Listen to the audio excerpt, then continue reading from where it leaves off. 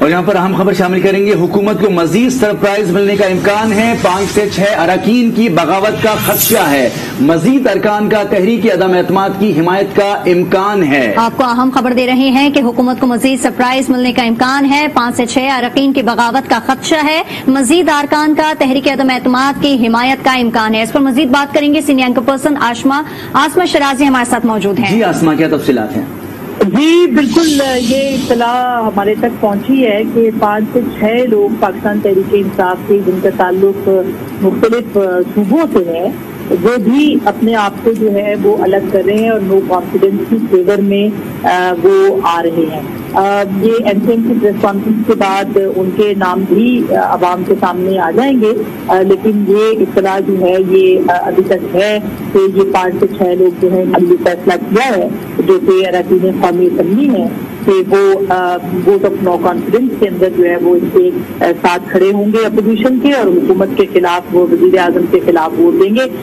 ظاہر ہے کہ اب جیسے یہ ایم سی ایم کا سرپرائز سامنے آیا ہے، اس طرح سے پاکستان تحریک انصاف کے اندر بھی اس مقصد کے معاملے کے بعد جو ہے وہ کافی نیبے ہو رہی ہے۔ یہی وجہ ہے کہ ابھی جو کابینہ کا اجلاس ہوا، اس میں بھی اس بات کے سر پرائم منسٹر کے ساتھ لوگوں نے بات کی کہ آپ وہ خط جو ہے وہ انڈیا کو دکھانے کے لیے تیار ہیں، مگر آپ وہی خط جو ہے وہ اپنے کابینہ کے لوگوں اور اپنی پارلیمانی کمیٹی یا جو سیاستدان ہیں ان کو دکھانے کے لیے تیار نہیں ہے،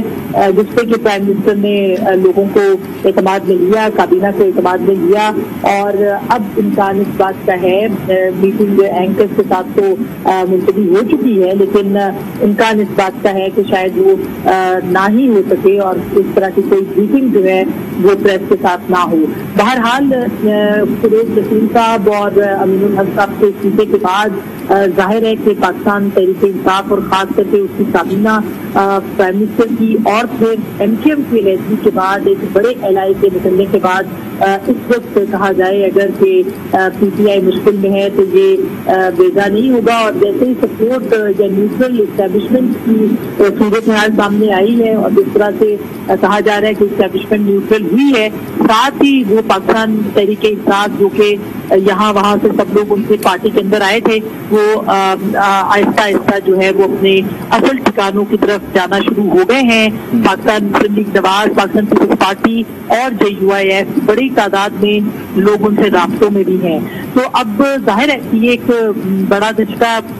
پہلے لگ چکا ہے پاکستان تحریک انصاف کو۔ اگر کچھ اور لوگ سامنے آتے ہیں اور پھر ووٹ آف نو کانفیڈنس کے دن جو ہے وہ لوگ سامنے آتے ہیں زیادہ، تو یہ ایک اور بڑا پاکستان تحریک انصاف کو ویسے پارٹی دھچکا لگ سکتا ہے۔ آسمہ گری، 5 سے 6 اراکین بغاوت کرتے ہیں، باغی بن کے دوسری طرف چلے جاتے ہیں، تو آج وزیر اعظم کے خطاب میں کیا گنجائش رہ جاتی ہے؟ دیکھیے، خطاب تو بالکل ان کا ہوگا، جس طرح سے انہوں نے کہا ہے کہ ان کا خطاب ہونا ہے۔ 6 سے 7 یا 7 سے 8 کی بات ہو رہی ہے اس وقت خطاب کی، لیکن میرا نہیں خیال کہ کوئی بھی مورل اور کانسٹیٹیوشنل پوزیشن اس وقت جو ہے وہ پرائم منسٹر کے پاس ہے کہ وہ اپنی کرسی پہ برقرار رہیں اور وہ استعفیٰ نہ دیں۔ وہ کوئی بھی فیصلہ اناؤنس کر سکتے ہیں، آج بھی اناؤنس کر سکتے ہیں، اور ہو سکتا ہے کہ خطاب میں بھی اناؤنس کر دیں، مگر فواد چودھری صاحب کا ٹویٹ ہم دیکھ رہے تھے کہ جس میں انہوں نے کہا ہے کہ پرائم منسٹر آخری بال تک لڑیں گے اور آخری وقت تک لڑیں گے۔